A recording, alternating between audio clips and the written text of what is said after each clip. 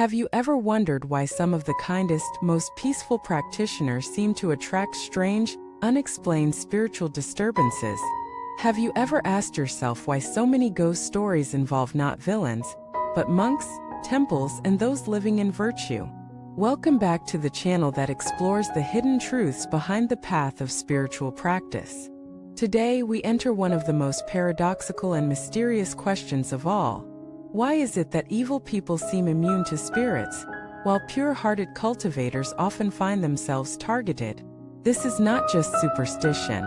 This is a doorway into understanding the laws of subtle energy, karmic resonance, and the deep unseen connections that link our spiritual state with the spiritual world.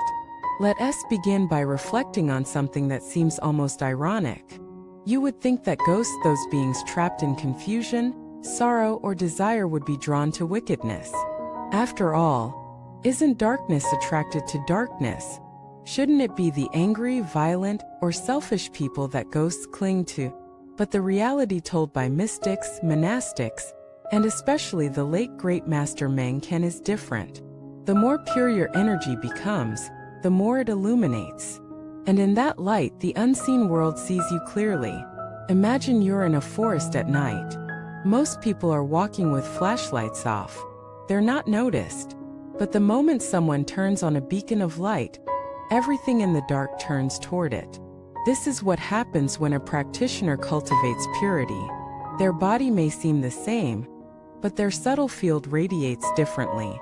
It becomes a source of attraction not because they did something wrong, but because their clarity is like a lighthouse to lost souls. So why do spirits approach? Not to punish or to harm, but because they're seeking help. You see, many beings that we call ghosts are not evil. They're suffering, trapped between worlds, burdened by unresolved karma, desperate for attention, for guidance, for peace. And just like a thirsty person drawn to water, they are drawn to those who have the inner capacity to soothe their torment. Now, that doesn't mean being spiritually pure is dangerous. Quite the opposite. It means you have a responsibility, a burden, yes, but also a blessing.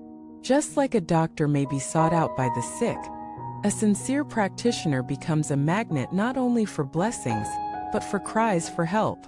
Let us hear what Master Meng Ken taught. He once said that when you cultivate in purity, it's not that you become vulnerable, it's that your sensitivity increases. You begin to perceive more. You begin to attract more of what is unseen. And if you're not prepared, that can shake your mind. But if you're grounded in understanding, in compassion, and in fearless presence, it becomes part of your path, not a distraction, but a service. He told stories of monastics who, after years of sincere meditation, suddenly began seeing shadowy forms in their quarters. Some became afraid. Others were confused. But the wise ones remembered, this is not an attack. This is a being seeking liberation. With that mindset, fear turns into compassion. Disruption becomes dharma.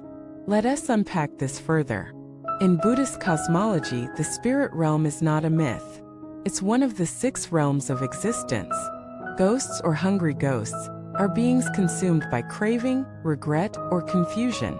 They live not in hell, but in a state of deprivation, seeking, grasping, but never finding satisfaction. They are drawn to vibrations that can soothe or elevate them. But hear us the twist. They cannot latch onto someone who lives in total delusion. The truly wicked repel them, not because they're strong, but because their field is already chaotic. There is no nourishment there. It's like a desert too harsh to inhabit. On the other hand, the field of someone cultivating mindfulness, compassion, and clarity becomes rich and fragrant in the subtle world. Like incense, it rises, and those who suffer in darkness reach for that scent. But what can we do when we feel disturbed? When we sense a presence?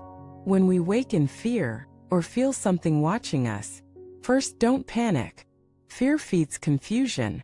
Instead, remember, you are the one in the body. You are the one with awareness. You have the upper hand not in dominance but in consciousness. Second, generate compassion. You might say, may you be free from suffering. May you find peace. May you be guided to light. This is not fantasy. It is energetic reality. Your thoughts shape vibrations. And compassion is one of the highest frequencies in the universe. Third, keep your practice steady. Chant, pray, meditate, not in fear but in presence. Let your practice become a beacon not only for your own liberation but for those unseen guests who might come and go. Now let us explore why this teaching is so important. Because it challenges the idea that spirituality is only about peace and happiness. True cultivation is not escape, it's confrontation with the real, the raw, the mysterious. And sometimes that means facing the shadow not just within but around. But hear us what is so empowering. The more you grow in purity, the more you grow in strength. Spiritual power is not loud. It's not aggressive. It's quiet, steady, luminous. It doesn't fight darkness, it dissolves it. It doesn't fear spirits, it embraces them with understanding. In fact, some advanced practitioners deliberately cultivate in cemeteries, near places of death and sorrow, not to challenge the unseen, but to serve it. To bring light where there is fear. To bring chance where there is weeping. To bring clarity where there is confusion. And that is what you too can become. Not just someone avoiding suffering, but someone transforming it. So the next time you feel a chill down your spine, or sense something unexplained, pause. Breathe. Remember, this is not an intrusion. This is a lesson, a call, a chance to deepen. Let your heart open, even as your boundaries remain clear. You don't have to invite energy into your space, but you can meet it with presence. And when you walk this path long enough, you'll realize something profound. Nothing can truly harm you when your mind is steady and your heart is vast. Not because danger doesn't exist, but because your radiance becomes stronger than fear. The ghosts don't haunt the pure because they hate them.